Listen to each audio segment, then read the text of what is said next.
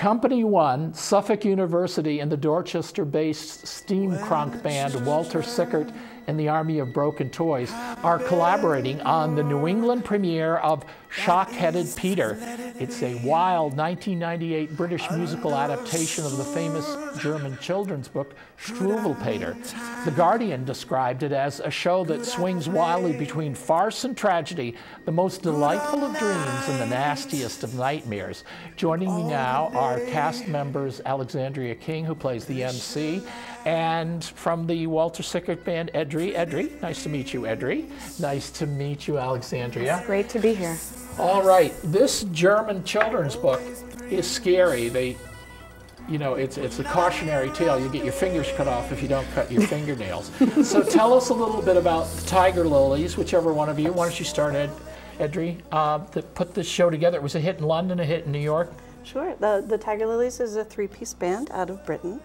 Martin Jacques, who did the music and the lyrics for the original Shockheaded Peter, is a really good friend of ours and has inspired the Toys to do similar kinds of outsider musicals and art. And we were really excited when Company One said that they would like to do this with us and couldn't wait to partner with them. That's wonderful. Now, as the MC, what is your role? What is your character? Is it scary and awful?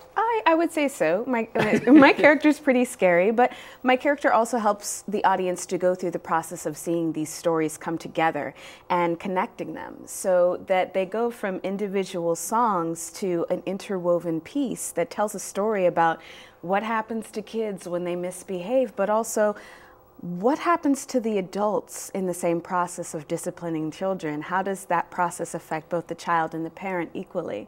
And so I keep it interesting, I engage the audience, and together we all go on a fabulous journey. It's well, even from this poster, which I understand that Walter designed himself there, it just makes you want to rush there and do this. Yeah, it does. And now, Edrie, I understand that you mentioned that the Tiger Lilies are a three-piece band. Yeah. So Walter has a different voice from their lead thing there. So how have you amplified it or orchestrated it? Well, the Toys are a seven-piece, and we include instruments that the Tiger Lilies don't have, including viola and a toy accordion and flute. So Walter re-orchestrated all of the music to more match not only our instrumentation but our style and the style of his singing. So you will find big differences in the way we play the Tiger Lily songs than the way the Tiger Lilies had conceived of them and put them in the original.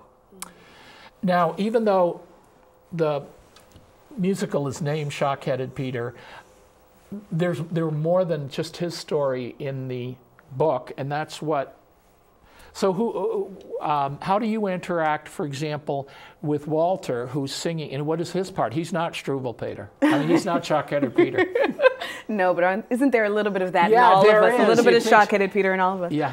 I would say Walter is, and the entire band, what we love about the Broken Toys is that they have the ability to step outside of the restricted stage and get into the audience and get into the arena with the actors. And so we're all commanding a great portion of the stage. I don't want to give too much away, but I'll say that there is a lot of interaction that happens between the band and the cast and the audience. I was just going to say, the modern theater, if people don't know it, is a thrust arena sort of stage there, and it has balconies. So there's all kinds of possibility of people popping out from different places, even though it's painted like a vaudeville theater, right? Absolutely. And with these colors, sort of curtains there.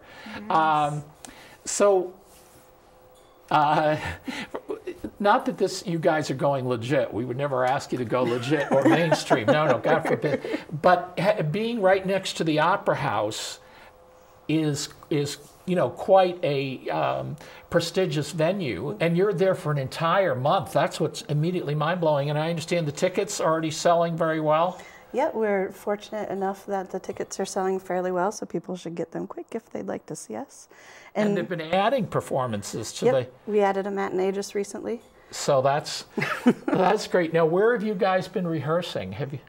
We've been rehearsing between the Boston Center for the Arts as well as the Modern Theater. Both venues offer us the opportunity to stay productive through this really snowy season that we're having.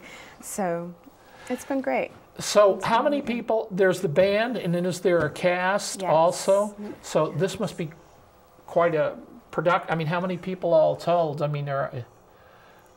We have 8 cast members. Oh my goodness. And 7 band members. Wow, okay. There's a lot of people on stage. It's a lot. Or hidden somewhere, or we won't absolutely. say where. Okay.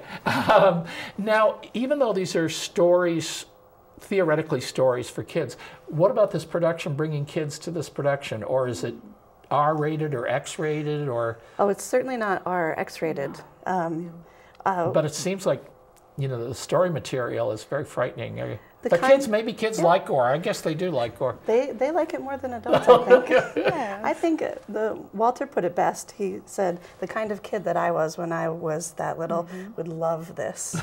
Absolutely, absolutely. And I would say elementary is okay, but it is a conversation that parents want to have with their children and gauge if they have the temperament for a little bit of intensity and fear. Well, they love Halloween and things like in movies. So this is the whole, you take the whole family to it, even though you guys have established this. But even just the poster here, you know, gives an idea. It's fun, but it's scary at the same time. And anything else people need to know? Do they have to dress in some way that they, you know, like they do at Blue Man Group or anything, where you might be pelted with the Twinkies or something? Or that's another secret. I don't think it's going to get messy, but they should be prepared for a full experience. All right, we'll leave it on that mysterious note. What website? They should go to the Company One website. That's company1.org. Thank you so much. It's always good to see you, Edrie. Nice to meet you, Alexandria. Nice to meet you as well. That's it for this edition of Neighborhood Network News. Chris Lovett and the rest of the gang will be back here on Monday night. We hope you'll join us then.